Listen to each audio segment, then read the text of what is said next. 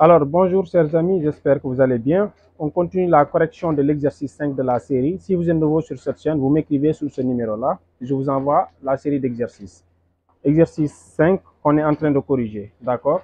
Donc, si vous êtes nouveau, n'oubliez pas de vous abonner. Si vous avez compris, dites-oui dans les commentaires, ça m'encouragera à faire d'autres vidéos. Et n'oubliez pas aussi de liker la vidéo. Dites-oui dans les commentaires si ce contenu vous plaît. Donc, en exercice 5, on vous a donné une courbe, mais cette courbe, je la note bien, que c'est la courbe de f', c'est f', ce n'est pas la courbe de f. D'accord?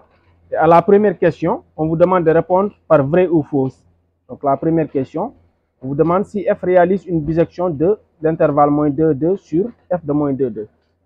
Voici la courbe de f'. Et on vous demande, est-ce que f réalise une bisection de l'intervalle moins 2, 2 sur f de moins 2, 2. Pour que f réalise une bisection, il faut quoi? Que f soit continu et strictement monotone.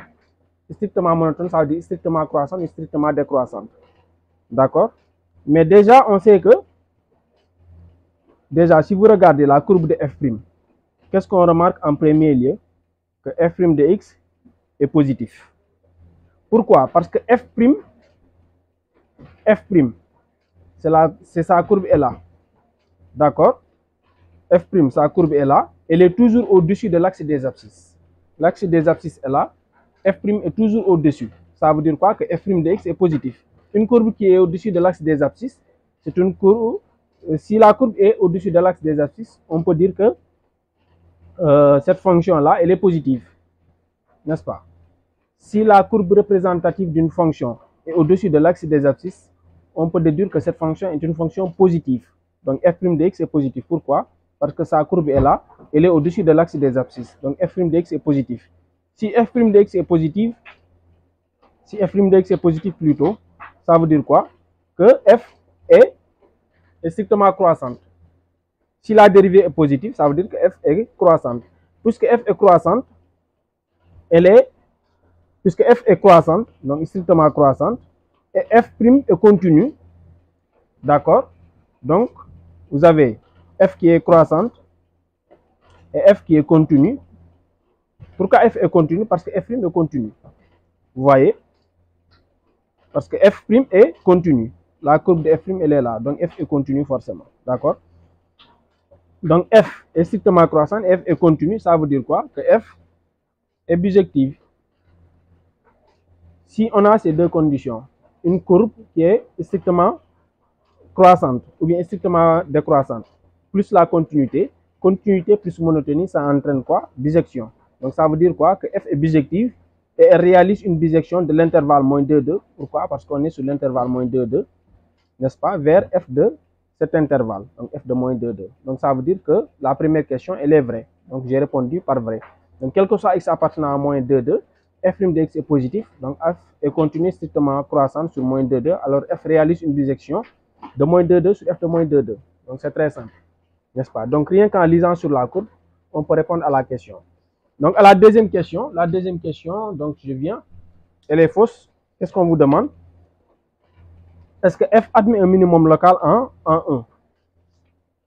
Vous avez une courbe là, et on vous demande est-ce que f admet un minimum local en 1?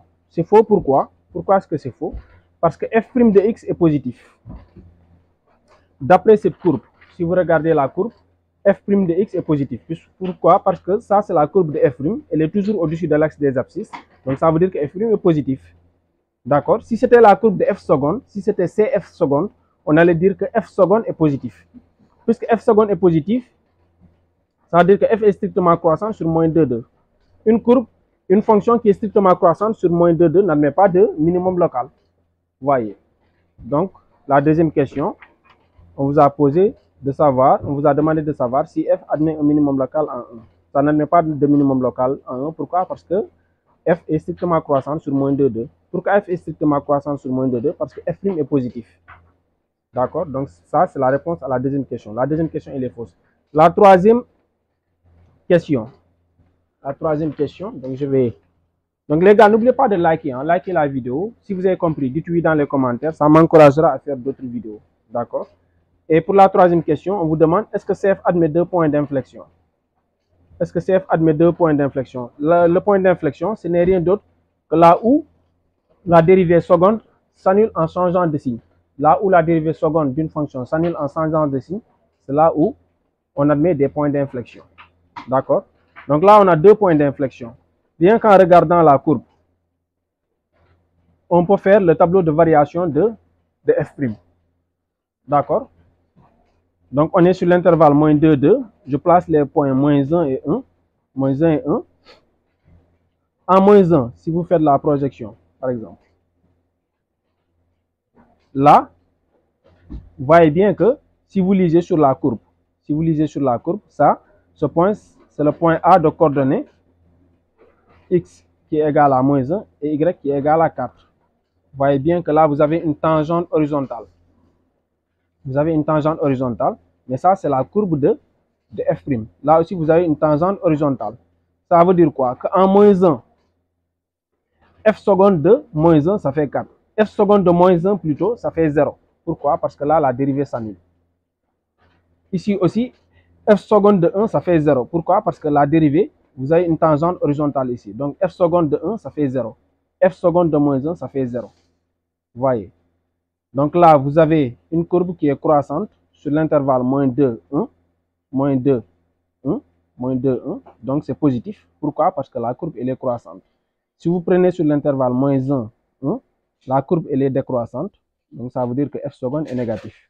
Si vous prenez sur l'intervalle 1, 2, la courbe, elle est croissante. Ça veut dire que f seconde est positif. Vous voyez, donc tout le reste, ce n'est que des points qu'on doit compléter. Puisque f seconde est positif sur moins 2, 1, donc là, vous avez croissante, la négative décroissante et la positive croissante. Vous voyez, donc là, vous placez les points de coordonnées moins 1 et 4. Moins 1 et 4. Et là, c'est le point de coordonnées. C'est le point B de coordonnées. Son abscisse, c'est 1 et son ordonnée, c'est 0. Donc, 1 et 0. Vous voyez. Donc là, en moins 2, f' de moins 2. Moins 2 est là.